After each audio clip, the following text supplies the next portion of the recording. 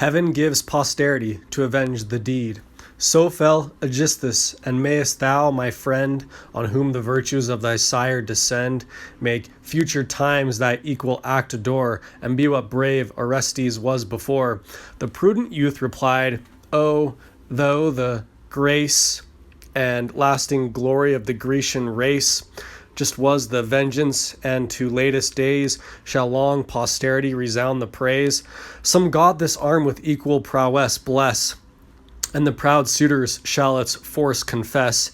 Injurious men, who, while my soul is sore of fresh affronts, are meditating more, but heaven denies this honor to my hand, nor shall my father repossess the land. The father's is fortune never to return, and the sad sons to softer and to mourn. Thus he and Nestor took the word, My son, is it then true, as distant rumors run, that crowds of rivals for thy mother's charms thy palace fill with insults and alarms? Say, is the fault through tame submission thine? Or leagued against thee do thy people join, moved by some oracle or voice divine? And yet who knows but ripening lies in fate, an hour of vengeance for the afflicted state, when great Ulysses shall suppress these harms, Ulysses singly or all Greece in arms. But if Athena, war's triumphant maid, the happy son will as the father aid, whose fame and safety was her constant care, in every danger and in every war. Never on man did heavenly favor shine with rays so strong, distinguished, and divine, as those with which Minerva marked thy sire. So might she love thee, so thy soul inspire. Soon should their hopes in humble dust be laid, and long oblivion of the bridal bed. Ah, no such hope, the prince with sighs replies, can touch my breast, that blessing heaven denies. Even by celestial favor were it given, fortune or fate would cross the will of heaven. What words are these, and what imprudence thine? Thus interposed the martial maid divine, forgetful youth, but know the power above with ease can save each object of his love, wide as his will extends his boundless grace, nor lost in time nor circumscribed by place. Happier his lot who many sorrows past, long laboring gains his natal shore at last.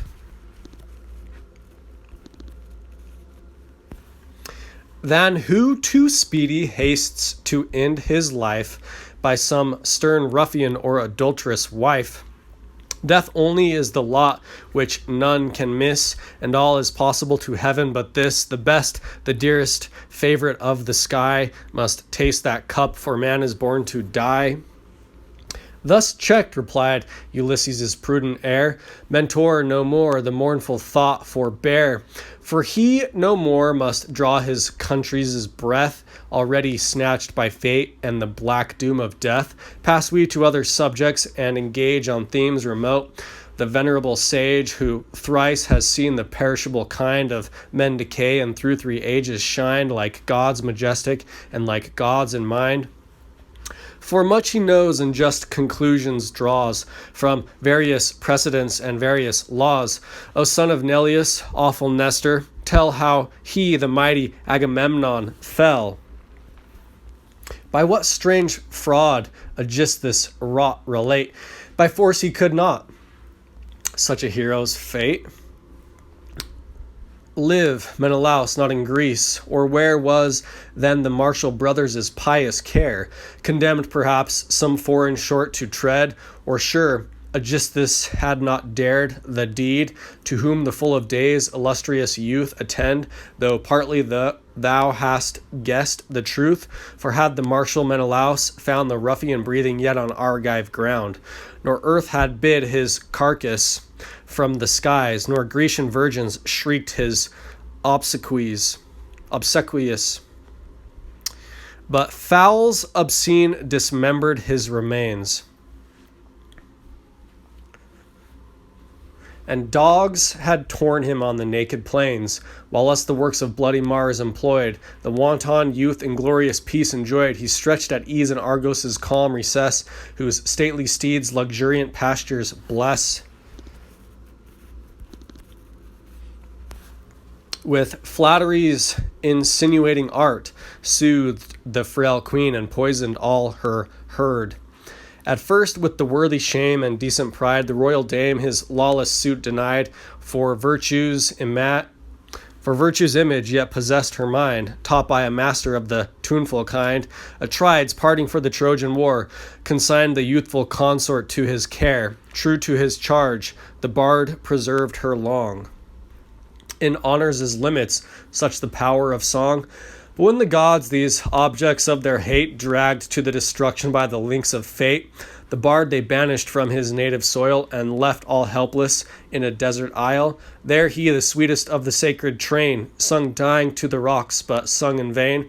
Then virtue was no more, her guard away. She fell to lust, a voluntary prey. Even to the temple stalked the adulterous spouse, with impious thanks and mockery of the vows. With images, with garments, and with gold, and odorous fumes from loaded altars rolled. Meantime, from flaming Troy we cut the way with Menelaus through the curling sea.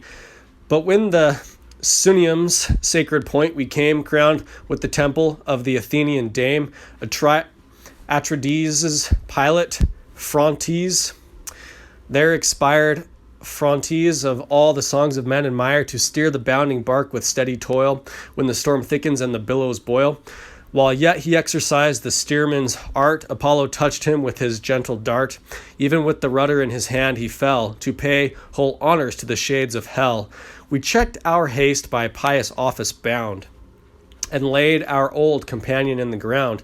And now the rites discharged, our course we keep, far in the gloomy bosom of the deep. Soon as Malay's misty tops arise, sudden the thunderer blackens all the skies, and the winds whistle and the surges roll, mountains on mountains, and obscure the pole. The tempest scatters and divides our fleet, part the storm urges on the coast of Crete, where winding round the rich Sidonian plain, the streams of Jardan issue to the main. There stands a rock high, eminent and steep, whose shaggy brow o'erhangs the shady deep, and views Gortyna on the western side. On this rough austere drove the impetuous tide. With broken force the billows rolled away, and heaved the fleet into the neighboring bay. Thus saved from death the gained the Phaeacian shores, with shattered vessels and disabled oars. But 5 tall barks the winds and water tossed, far from their fellows on the Egyptian coast. There wandered Menelaus through foreign shores, amassing gold and gathering naval stores, while cursed at just this the detested deed, by fraud fulfilled, and his great brother bled. 7 years the traitor rich Mycenae